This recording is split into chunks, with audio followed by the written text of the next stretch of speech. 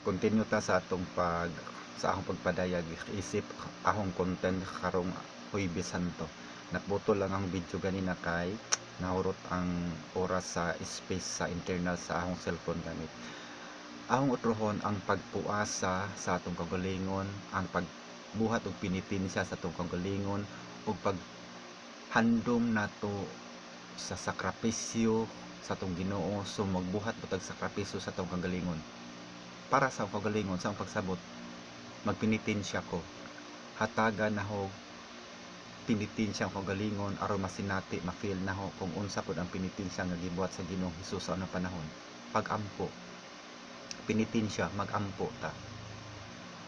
Kung magpinitensya ta sa pagampo, dili na to unahon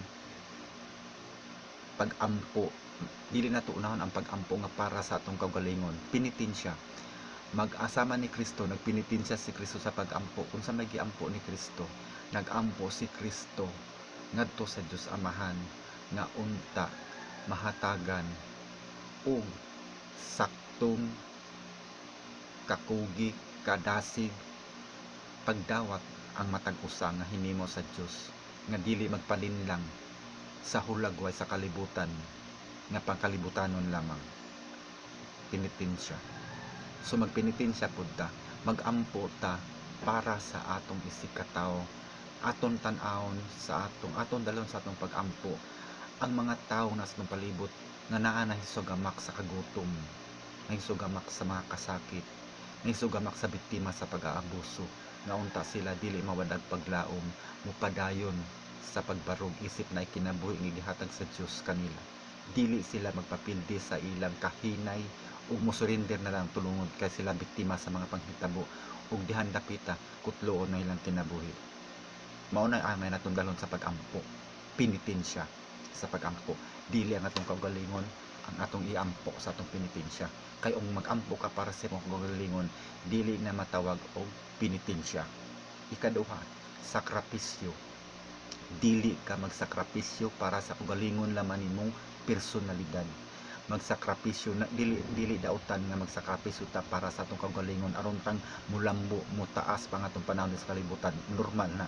Pero ang imong pinaka-highlight nga pagsakripisyo, magsakripisyo ka ngadto sa imong isig katawo. Magsakripisyo ka sa pag-atiman sa ubang tao. Magsakripisyo ka sa paghatag kung asinani mong gamay, imong isakripisyo paghatag ngadto sa uban kung sila walang-wala. Mao na tinud nga sakripisyo. Kay si Kristo gisakripisyo ang iyang kaugalingong lawas, gisakripisyo ang lawas gidawat niya ang pagpakasakit para lamang sa kalibutan.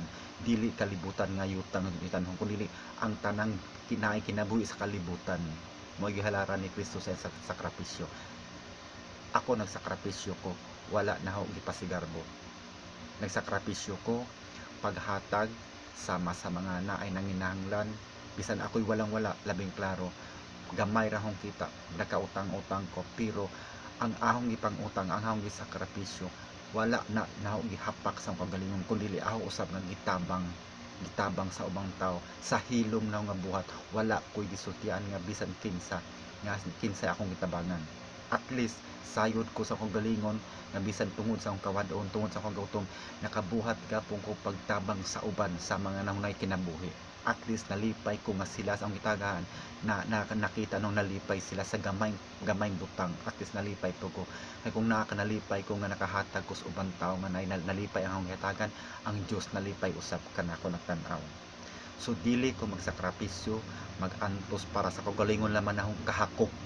Dili na maoy gusto sa Dios na magsakripisyo ko para sa kagalingon lamang kahakop. Dili na maoy gusto sa Dios.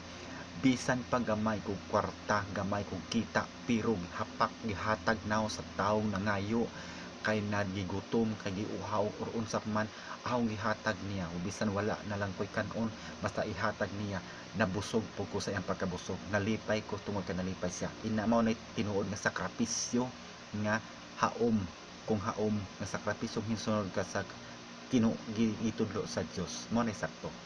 Dili kay magsakripisyo kog trabaho, magkayod kog trabaho, magsigi dili na ko matulog, sige trabaho, tigom kwarta, kolektag kwarta dito, tigom diri, punon ang tanang sudlanan nga sulod sa balay kwarta. Pero ang imong kiliran nga naay mga igsuong nagutom, ang imong atubangan likuran mga kisilinganan nga miduol kanimo kay gigutom, pero miski usa ka patak nga tubig dili ka kahatag, dili na sakto sakripisyo, kundi kahakog lamang sa imong galingon. Pero ang Dios dili malipay kanimo.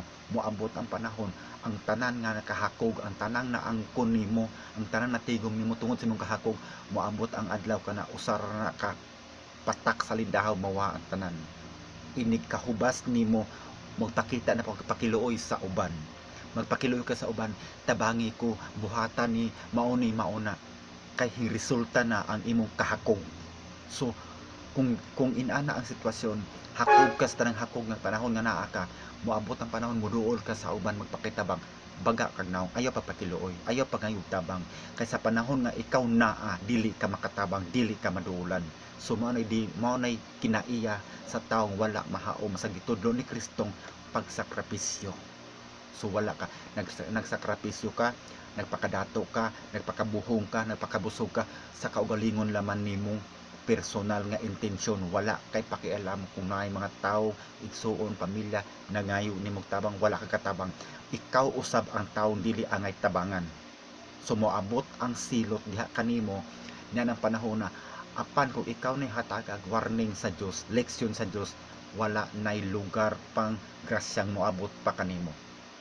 Kay gihatag na nimo ang tanan sa Dios, apan nagpalabon ka sa imong pagkalaog, nagpalabon ka sa imong pagkahakog, nagpalabon ka sa imong kaulit, wala ka nagsakripisyo para sa uban.